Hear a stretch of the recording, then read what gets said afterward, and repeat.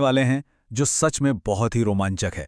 आज हम बात करेंगे समय की उत्पत्ति की, मतलब उस अनंत ब्रह्मांड से लेकर हमारी दीवारों पर टंगे उन कैलेंडर्स तक की कहानी।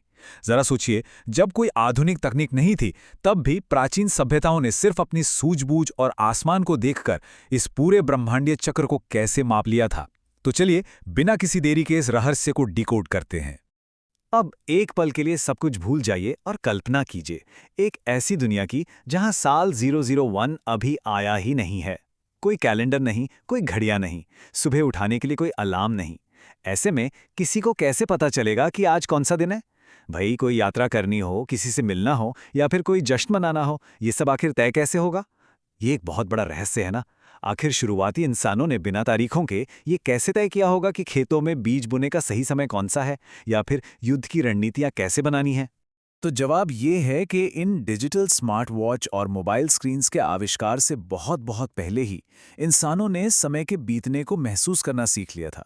कोई तारीख नहीं, कोई घड़ी नहीं, बस प्रकृति। उन्होंने समय को अपनी कलाई पर नहीं, बल्कि सीधे आसमान में देखा। उन्होंने चंद्रमा के बदलते आकारों को, सूर्य की बदलती स्थितियों को बड़े गौर से देखना शुरू किया। और सच माने तो यही हमारा सबसे पहला कैलेंडर था, जो पूरी तरह से कुदरत की लय पर सेट था। और यहीं से शुरुआत होती है हमारे पहले पड़ाव की, प्राचीन पत्थरों की टाइम मशीनें। आइए देखते हैं कि कैसे इंसान ने आसमान की गतिविधियों को धरती पर उतारने की कोशिश की। इंसानों ने इन खगोलीय गतिविधियों को एक जगह फिक्स करने के लिए विशाल पत्थरों और कमाल की वास्तुकला का इस्तेमाल किया। ब्रिटेन का मशहूर स्टोनहेंज इसका बेहतरीन उदाहरण है। अक्सर लोगों को लगता है कि ये बस पत्थरों का एक ढेर है, लेकिन नहीं, असल में ये एक प्राचीन टाइम मशीन है। इसके विशाल पत्थर कुछ इस तरह से सेट किए गए हैं कि हर साल 21 जून यानी समर सॉल्स्टिस और 21 दिसंबर यानी विंटर सॉल्स्टिस के दिन सूरज की किरणें इन पत्थरों के साथ एकदम सटीक लाइन में आ जाती हैं। मतलब समय को पत्थरों में कैद करने का ये एक प्राचीन साइंटिफिक चमत्कार था। और दिलचस्प बात यह है कि ये विज्ञान सिर्फ यूरोप तक सीमित नहीं था। प्राचीन भारत की टाइम इंजीनियरिंग तो अपने एकदम चरम पर थी। ओडिशा के कोणार्क सूर्य मंदिर को ही ले लीजिए। इसमें 12 पहिए हैं जो साल के 12 महीनों को दर्शाते हैं। हर पहिए में 8 तीलियां यानी स्पोक्स हैं जो दिन के 8 प्रहरों को बताते हैं। और सबसे कमाल की बात तो यह है कि इन पहियों पर पड़ने वाली सूरज की परछाई एक बेहद सटीक प्राचीन घड़ी का काम करती है। सोचिए, जब दुनिया घड़ियों के बारे में जानती भी नहीं थी, तब हमारे पूर्वज सिर्फ परछाइयों से एकदम सटीक समय पढ़ रहे थे। है ना अद्भुत? धरती की इस शानदार वास्तुकला के बाद अब बात करते हैं the dance of the orbs, यानी खगोलीय पिंडों के उस अद्भुत नृत्य की जो असल में समय को चलाता है। चलिए अब नजरें वापस आसमान की तरफ ले चलते हैं। प्राचीन समय में मुख्य रूप से 2 खगोलीय शक्तियों ने समय का पहिया घुमाया, चांद और सूरज। एक तरफ है लूनर यानी चंद्र कैलेंडर, जो अमावस्या से पूर्णिमा तक चंद्रमा के लगभग 29.5 दिनों के चक्र पर चलता है। और दूसरी तरफ है सोलर यानी सौर कैलेंडर, जिसे मिस्र और रोमन सभ्यताओं ने अपनाया था। ये सूर्य के 365 दिनों के मौसमी चक्र पर आधारित था। मतलब एक तरफ चांद का छोटा चक्र था और दूसरी तरफ सूरज का बड़ा, लेकिन मौसमों के हिसाब से एकदम सटीक चक्र। अब सवाल ये था कि दोनों में से सबसे अच्छा तरीका कौन सा है? तो इसका एक बड़ा ही स्मार्ट जवाब निकाला गया, लूनी सोलर कैलेंडर। भारत के पंचांग ने यहाँ एक कमाल का बैलेंस बनाया। उन्होंने चंद्र और सौर दोनों चक्रों को मिला दिया। अब क्योंकि चंद्रवर्ष सौर वर्ष से कुछ दिन छोटा होता है, इसलिए दोनों का तालमेल बिठाने के लिए हर 2.5 से 3 साल में एक अधिक मास यानी एक एक्स्ट्रा महीना जोड़ दिया जाता है। ये पूरे ब्रह्मांडीय बैलेंस को बनाए रखने का एक इतना सटीक और साइंटिफिक तरीका था कि आज भी त्योहारों की तारीखें इसी से तय होती हैं। वैसे समय के इस पूरे खगोल विज्ञान को समझना कोई रॉकेट साइंस नहीं है, ये बहुत आसान है। देखिए, पहला स्टेप, जब पृथ्वी अपनी धुरी पर एक पूरा चक्कर लगाती है तो वो बनता है हमारा एक दिन। दूसरा स्टेप, जब चंद्रमा पृथ्वी का एक पूरा चक्कर लगा लेता है तो वो होता है हमारा एक महीना। और तीसरा, जब हमारी पृथ्वी सूर्य की एक पूरी परिक्रमा कर लेती है तो वो कहलाता है एक साल। कुल मिलाकर समय की ये सारी इकाइयां सीधे तौर पर इन्हीं आकाशीय पिंडों की गति से निकली हैं। अब आते हैं आधुनिक कैलेंडर के विकास पर। प्रकृति के इस एकदम परफेक्ट चक्र के साथ इंसानों ने कैसे छेड़छाड़ की, इसकी कहानी काफी दिलचस्प है।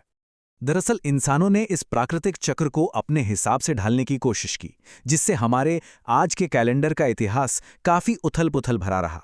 46 ईसा पूर्व में रोमन कैलेंडर की गड़बड़ियों को ठीक करने के लिए जूलियस सीजर ने जूलियन कैलेंडर पेश किया। फिर आता है 1 ईस्वी, जिसे बस एक शुरुआती बिंदु मान लिया गया।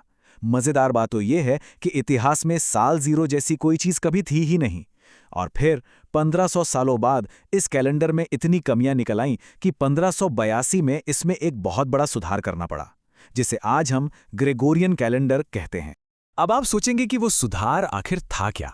इतिहास में ये 10 का आंकड़ा सबसे हैरान करने वाली घटनाओं में से एक है। हुआ ये कि 1582 तक जूलियन कैलेंडर में पूरे 10 दिन का अंतर आ चुका था और मौसम के साथ उसका तालमेल बिल्कुल बिगड़ गया था। इसे ठीक करने के लिए पोप ग्रेगरी 13 ने सचमुच अक्टूबर के महीने से सीधे 10 दिन ही मिटा दिए। जी हाँ, बिल्कुल सही सुना आपने। 4 अक्टूबर के ठीक अगले दिन 15 अक्टूबर आ गया था। कैलेंडर को वापस पटरी पर लाने के लिए इतिहास से 10 दिन हमेशा के लिए गायब कर दिए गए। कोई सोच भी कैसे सकता है ऐसा? और फिर आता है ये नंबर 365.25। ये हमारे कैलेंडर के एक और बहुत बड़े नियम की वजह है। हमारी पृथ्वी सूर्य का एक चक्कर पूरा करने में ठीक 365 दिन नहीं लेती, बल्कि 365 दिन और 1/4 दिन, यानी करीब 6 घंटे ज्यादा लेती है। अब अगर इस 1/4 दिन को ऐसे ही छोड़ दिया जाए तो हमारा कैलेंडर धीरे धीरे मौसमों से बहुत पीछे रह जाएगा। इसीलिए इस एक्स्ट्रा टाइम को एडजस्ट करने के लिए हर 4 साल में एक लीप ईयर जोड़ा जाता है, और इसीलिए हर 4 साल में फरवरी 29 दिन की होती है। तो इन सारे कैलेंडर्स और गणित के बाद आइए अब इस एक्सप्लेनर के आखिरी हिस्से पर चलते हैं, समय का वास्तविक सार। आखिर समय की असली अहमियत क्या है? अगर हम वेदांग, ज्योतिष जैसे प्राचीन ग्रंथों पर गौर करें तो पाएंगे कि उन्होंने समय को सिर्फ एक सीधी रेखा या कागज पर लिखे कुछ नंबरों की तरह नहीं देखा। उनके लिए समय ऊर्जा का एक बहता हुआ ब्रह्मांडीय चक्र था। आज हम सभी की जिंदगी डिजिटल स्क्रीन्स, स्मार्ट वॉच के अलार्म और दीवारों पर टंगे उन प्रिंटेड कैलेंडर से बंध गई है। हम समय को मापते मापते शायद खुद उसी के गुलाम बन गए हैं। लेकिन ये प्राचीन ज्ञान हमें याद दिलाता है कि समय कोई डिजिटल नंबर नहीं है, बल्कि ये जीवन, मृत्यु और पुनर्जन्म की एक ऐसी लय है जो सीधे तौर पर हमारी कुदरत से जुड़ी है। और इसी सोच को समेटते हुए ये शानदार विचार सामने आता है कि समय की असली भाषा आज भी सितारों में, सूरज की गर्मी में और दिल की धड़कनों की लय में छुपी हुई है। तो अगली बार जब कोई नया साल मनाया जाए या सिर्फ घड़ी की सुइयों को देखा जाए, तो एक पल रुककर ये जरूर सोचा जाना चाहिए कि क्या हम सच में समय को महसूस कर रहे हैं या सिर्फ किसी और के बनाए हुए एक सिस्टम का हिस्सा बन के रह गए हैं। समय का ये अनंत चक्र तो हमेशा से चल रहा है। सवाल बस ये है कि क्या हम उस धुन को सुन पा रहे हैं। इस एक्सप्लेनर में हमारे साथ जुड़ने के लिए